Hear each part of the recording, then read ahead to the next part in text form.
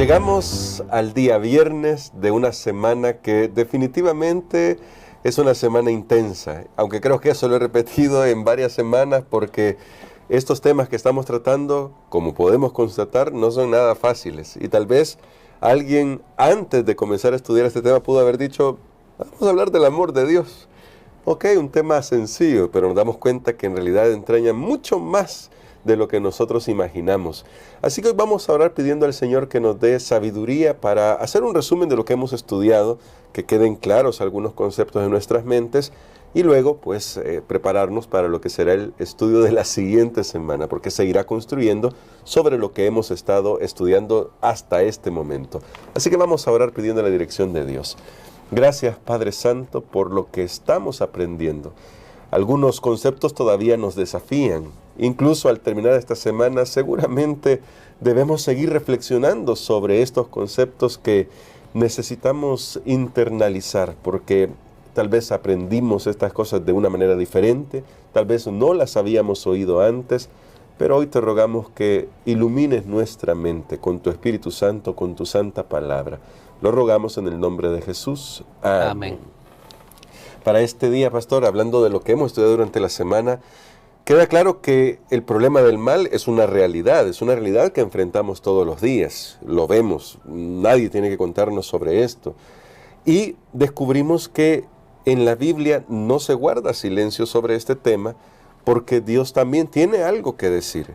Pero hablando sobre estos temas, sobre lo que Dios tiene que decir y sobre por qué en la Biblia no se guarda silencio sobre esto, pastor, ¿por qué es importante que cuando vamos a la Biblia lo hagamos con ese espíritu abierto, puedo decirlo, ese corazón dispuesto a escuchar el testimonio bíblico sobre la realidad del mal y cómo Dios trata con él? Damos gracias a Dios que Dios ha dejado esta revelación que se llama su palabra, porque si no estaríamos totalmente en oscuridad, sin esperanza. La Biblia habla acerca del mal, del origen del mal, no tenemos todos los detalles y eso claro. es bien importante. Recuerden que he estado hablando al principio de esta semana de esos dos extremos. Un extremo es creer, bueno, ya leí el libro de Job, ya yo sé por qué hay dolor y por qué hay sufrimiento en este mundo. Y el otro extremo es creer que de nada sirve estudiar esto porque no vamos a entender, pero más bien la Biblia tiene un término intermedio donde nos muestra lo suficiente que nosotros necesitamos saber para establecer que hay un Dios de amor y de justicia y que por los principios que Él tiene en su gobierno, Él ha permitido incluso el desarrollo del mal, ya que Él ha dado libertad a sus criaturas, libertad de elección a sus criaturas, o lo que se conoce como libre albedrío. Entonces creo que ese es el marco en el que estamos trabajando y desde un punto de vista lógico, creo que la defensa del libre albedrío es incluso reconocida por personas escépticas que no creen en Dios como una de las mejores explicaciones por qué hay dolor y sufrimiento en este mundo, aunque hay un Dios bueno, porque en realidad sus criaturas que son hechas moralmente libres han escogido hacer lo que no es correcto. Y ahora, hablando de esto de la defensa del libre albedrío, llama la atención, pastor, ¿por qué o qué evidencia nos da la cruz de Cristo de cuán importante y cuánto valora Dios el hecho de que nos creó con esa libertad al punto que, eso ya se trató en semanas anteriores, permitió que esto le afectara personalmente y le impactara personalmente a Él? Si Jesús, que era Dios, estuvo dispuesto a ir hasta ese extremo de morir por nosotros, significa que no hay nada más que podía haber sido hecho, ni para redimir al hombre, ni cuando el hombre fue creado.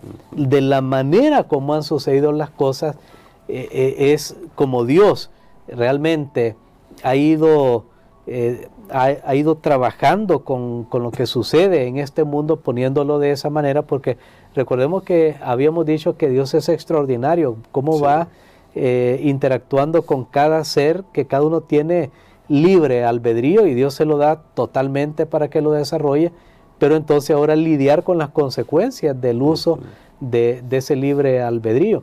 Pero entonces la cruz de Cristo nos muestra que Dios valora tanto la libertad en sus criaturas, porque Él quiere una respuesta de amor, una respuesta que sea libre, nunca presionada, nunca por la fuerza, nunca por miedo. Si alguien va a seguir a Dios por temor, está totalmente equivocado y no está siguiendo a Dios, porque en el amor no hay temor. Amén. Tiene que ser totalmente por amor. Entonces Dios realmente, este concepto del libre albedrío en su criatura, para Él es tan sublime que está dispuesto aún a pagar los platos rotos que Él no ha participado, pero con tal de preservar en el universo una armonía, de permitir que sus criaturas también puedan responder a su amor. Y pastor, justamente como Dios no puede hacer, ayer se leía una cita sobre eso, o antier, bueno, ayer creo que fue, sobre el hecho de que el carácter de Dios, como es amor, no puede usar la fuerza. Creo que eso ya no da una respuesta, pero voy a hacerle la pregunta: ¿por qué no destruyó a Satanás desde el principio? ¿Qué originó el problema en el universo? Antes de su respuesta me gustaría leer esta cita que aparece en el libro Patriarcas y Profetas. No voy a leer toda la cita, pero estará en la descripción de este video para que usted pueda leerla completa. Dice acá: aun cuando Satanás fue arrojado del cielo, la sabiduría infinita no lo aniquiló, puesto que solo el servicio inspirado por el amor puede ser aceptable para Dios. La lealtad de sus criaturas debe basarse en la convicción de que es justo y misericordioso. Por no estar los habitantes del cielo y de los mundos preparados para entender la naturaleza o las consecuencias del pecado, no podría haber discernido la justicia de Dios en la destrucción de Satanás. Si se le hubiera suprimido inmediatamente, algunos habrían servido a Dios por temor, más bien que por amor. Pastor, ¿cómo podemos llegar a comprender mejor este concepto, esta declaración, estas ideas, para saber por qué hasta el día de hoy todavía Dios ha permitido el desarrollo de los principios del mal, sabiendo, porque ayer se dijo, que un día les va a poner final? Correcto, una ilustración que puede responder a esto. Las ilustraciones nos ayudan, no son perfectas, claro, pero nos ayudan. Es la ilustración de un rompecabezas. Imagínense un rompecabezas de 1000 piezas. Cuando yo agarro una pieza de esas que es pequeña, yo no tengo idea. Si a mí me dan una pieza de un rompecabezas de 1000 piezas y yo no sé de qué se trata, si es un carro, si es un paisaje, un edificio, y yo al ver una pieza no podría tener una idea de todo lo que significa ese cuadro. Pero el autor de ese cuadro, él sabe de qué se trata al final. Es lo mismo que pasa con Dios. Nosotros ahorita vamos viendo por piezas, pero Dios ve el cuadro completo a la luz de la eternidad. Y Dios vio a la luz de la eternidad que aniquilar a Lucifer después que usó mal su libre albedrío hubiera resultado en un mal mucho mayor. Noten esto, qué importante. Hubiera resultado en un mal mucho mayor que el que tenemos ahora a la luz de la eternidad. ¿Cómo hubiera sido mucho mayor? No, yo no puedo explicarlo.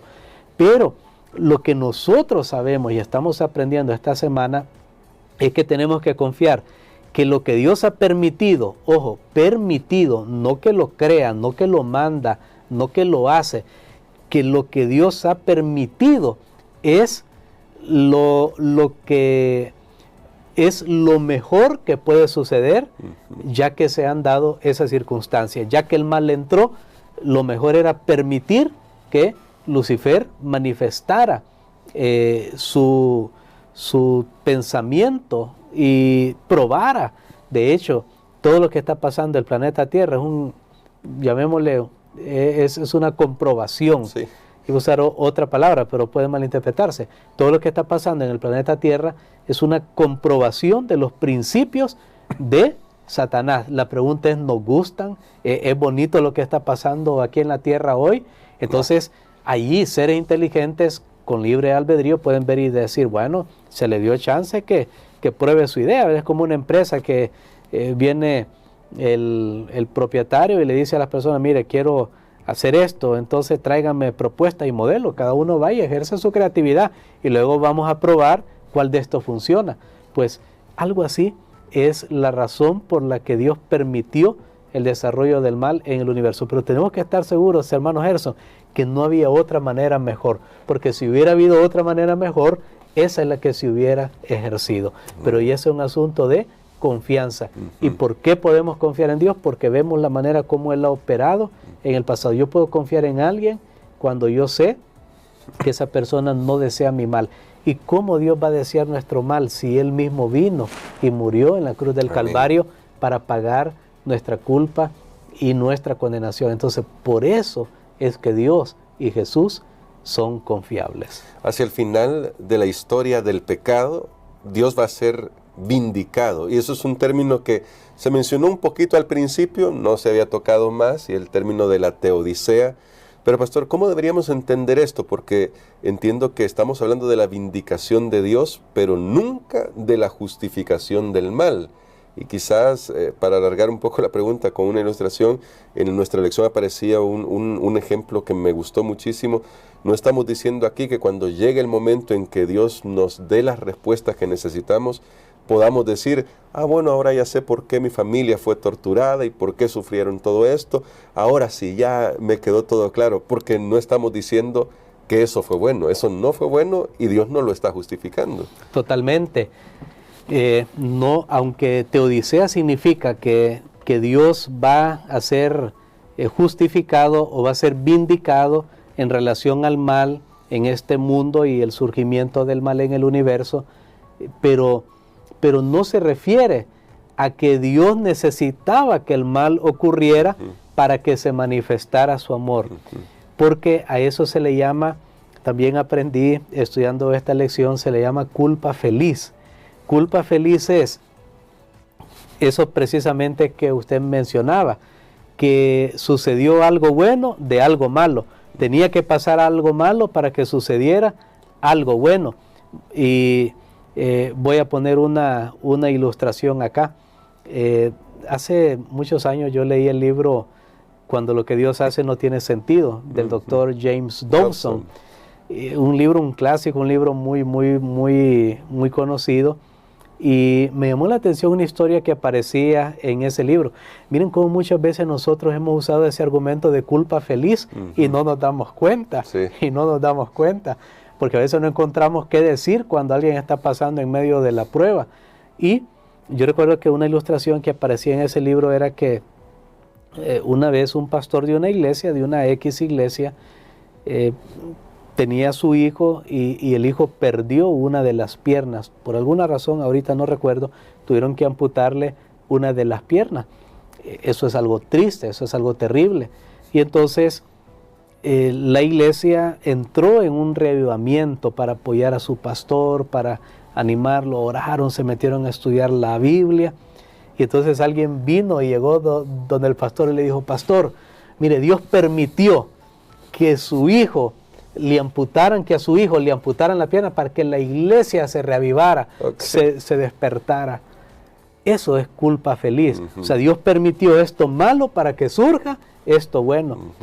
Pero entonces surgió la pregunta en la mente del pastor y era, bueno, y el día que decaiga el reavivamiento en la iglesia, entonces Dios va a tener que amputarle la otra pierna a mi hijo. Entonces notemos esto. Hermanos, y esto es bien importante porque digo, a veces nosotros mismos hemos usado esos argumentos de culpa feliz. Mire, Dios sabe por qué está permitiendo esto, porque va a surgir algo bueno. Así es el plan de Dios. Decimos. Así es el plan de Dios para lograr esto. Cuidado, no caigamos en la culpa feliz, porque culpa es culpa y nunca puede ser feliz. Entonces, lastimosamente, a veces nos quedamos cortos de palabras y tratamos de introducir conceptos que no están alineados con el propósito de Dios para nuestras vidas, para nuestras vidas, porque aquí tengo que declararlo. El mal no debería haber existido nunca, no se debería haber levantado nunca. En un universo donde Dios existe y es amor, no debería existir el mal. Así es. Sin embargo, ya que existe, hace, y esto es diferente de la culpa feliz. Sin embargo, ya que el mal existe, hace que Dios ponga en acción, en ejecución, un plan de redención que manifiesta su amor en una manera que no lo conocían antes sus criaturas. Pero eso es diferente. Eso es diferente. Entonces, cuando hablamos de esto, tenemos que ser muy claros. Dios no está alineado, el mal no es necesario en el universo, no debería haber existido. Cuidado con esas filosofías orientales que ellos tienen, que el mal y el bien tienen que coexistir y tienen que estar juntos para que haya balance. No, para nada. Un día Dios va a erradicar completamente el mal y afortunadamente nunca más se volverá a levantar en el universo. Pero nuevamente, recuerden, podemos confiar en Dios, que eso es tal vez lo más importante que podemos aprender. Amén. Esta semana. Dios trabaja con la libertad de cada una de sus criaturas y va haciendo que todo coincida hacia el gran propósito que Él tiene. Por eso es, hermanos Gerson, que no tenemos que tener temor. ¿Y por qué me pasó esto? ¿Y por qué esto? ¿Y por qué mi hijo se portó de esta manera? ¿Y por qué mi esposo, mi esposa? ¿Y por qué no me quieren? ¿Y por qué aquí? ¿Por qué mi jefe no me quiere? Mire, al final usted va a comprobar algo. Si usted está en las manos de Dios, si usted y yo procuremos hacer las decisiones correctas, Dios va a ir trabajando con todos los escenarios, todo lo que se dé de resultado de la libre elección de las otras personas, pero al final Él va a ir conduciendo nuestra vida de una manera extraordinaria. Sí. Y vamos a ver que en medio del dolor y del sufrimiento, siempre Dios va a prevalecer con amor y con justicia. Amén. Tenemos esa confianza. Y recuerden, la semana se nos dijo, tal vez no tengamos todas las respuestas, ya tenemos algunas respuestas, las necesarias para nosotros, pero aunque no tengamos todas las respuestas, podemos confiar que Dios tiene la respuesta. Y queremos, pastor, que ore por nosotros por eso, para que hoy decidamos que vamos a confiar en Dios, que vamos a meditar en esto también, que vamos a estudiar más su palabra, pero que vamos a confiar porque Él sabe lo mejor. Amén. Padre, gracias te damos, Señor, otra vez, porque nos has permitido llegar al final de esta semana con estas lecciones extraordinarias. Padre, hay mucho que no entendemos y como Job, más bien ya ni siquiera nos alcanzan las preguntas, ya no tenemos preguntas, Señor. Solamente, Padre, queremos tu presencia. Ayuda a alguien que en este momento está pasando por pruebas y dificultades. Tal vez todos los argumentos que hemos esbozado no hacen sentido para alguien que está ahorita naufragando en el mar de la maldad, de los problemas, de las dificultades. Pero solamente acompáñalo, abrázalo. Sé allí con esta persona, Señor. Dale esperanza, dale paz en medio de la tormenta y dale una pequeña visión del futuro, Señor, donde un día todo será hecho nuevo otra vez. Gracias porque nos amas, en el nombre de Jesús. Amén.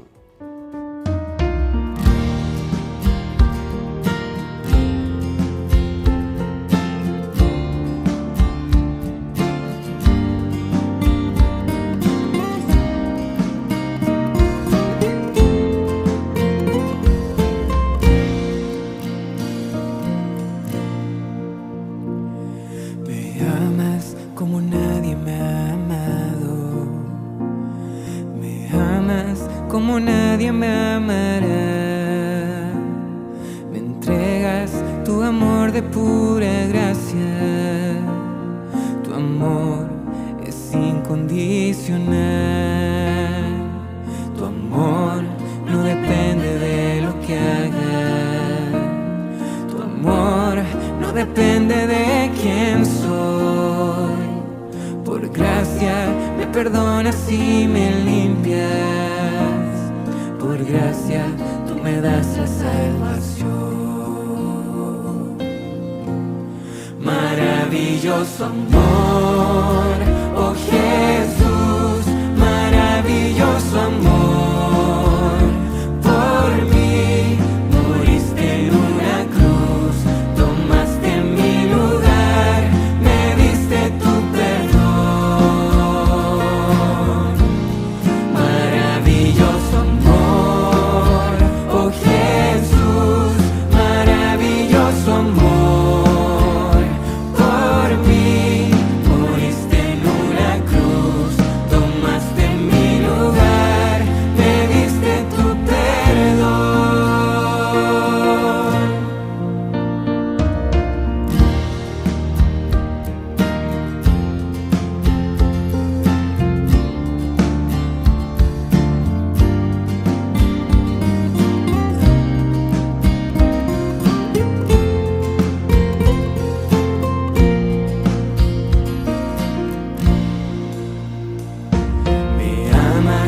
como nadie me ha amado.